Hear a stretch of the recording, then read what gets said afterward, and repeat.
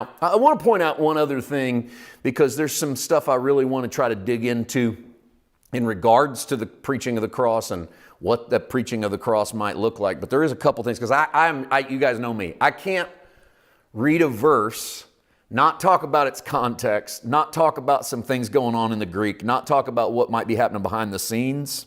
I already told you the word foolish is sort of the early Greek version of stupid. It's about as powerful a word of rebuke as Paul could give. The question is, why does he give it at all? And the answer to that is he says, "O foolish Galatians, who hath bewitched you?" And the word he uses there for bewitched is the word you would use for snake charmer. What snake charmer has used witchcraft on you?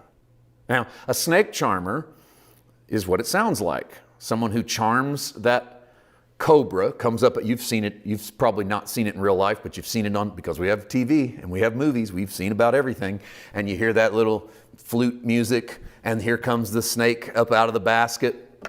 And Paul really uses that phrase from the Greek to say, hey Galatia, who danced the snake in front of you that you got? In other words, you're hypnotized like that snake, is Paul's basic thing. What would you have to stare at that you'd be hypnotized like that snake? Now notice the contrast. I preached Christ in front of you until he was evidently crucified. I preached him so much you can see it. He goes, but what are you looking at that you would be bewitched like that snake that comes up out of the basket? Now, the funny little narrative device that Paul uses here is not obvious at first, because we tend to read the Bible in chapter segments. Notice I took you to chapter 3, verse 1. I didn't take you to chapter 2. I didn't take you deep into chapter 3. I took you into at the beginning of chapter 3. But one of the things that you learn as you move on in the text is that Paul says, and I'm not going to take you to every verse because I know me. We'll be here all night. So we read the whole book of Galatians. But as you work through the third chapter, you get near the end of the third chapter, Paul says, Christ has redeemed you from the curse of the law, being made a curse for you, for cursed is every man that hangs on a tree. Remember that? He's quoting the book of Deuteronomy. Christ redeemed you from the curse because Christ became the curse by hanging on the tree. In other words, the cross is the place where Jesus became cursed for you and I. Do you remember this from the ministry of Jesus? In John chapter 3, Jesus is talking to Nicodemus. And he says, as Moses lifted up the serpent in the wilderness, so must the Son of Man be lifted up. Now, what did he mean? Well, he's quoting the moment from the Old Testament when Israel goes through the wilderness and they're bitten by venomous snakes. And they ask God to take the snakes away. And God refuses, because God doesn't take snakes out of your life. God takes venom out of your system. He's not here to take the thorns out of the rose bush. He's not here to take all the bad things out of the world. He's here to remove the power of the bad, the evil, the wicked in you. And so he is in love with redeeming humanity.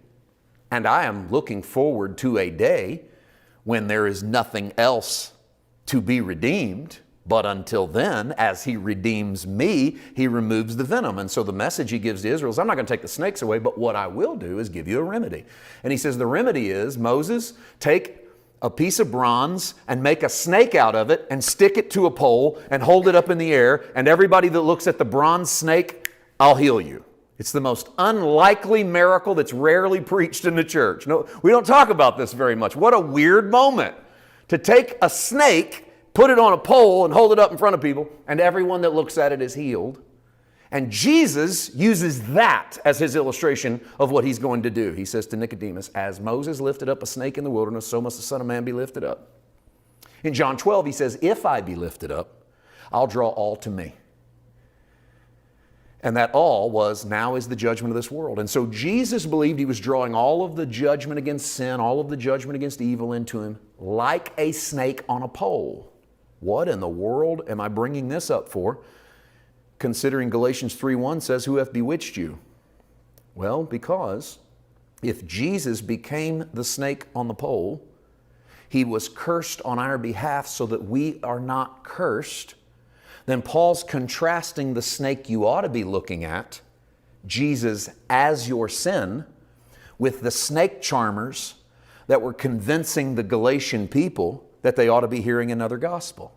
He says, so what snake are you staring at? Either the snake that's been crucified at Calvary, and I know that goes down sideways in our Christian sensibilities because you don't want to call Jesus a snake because snakes have a bad connotation.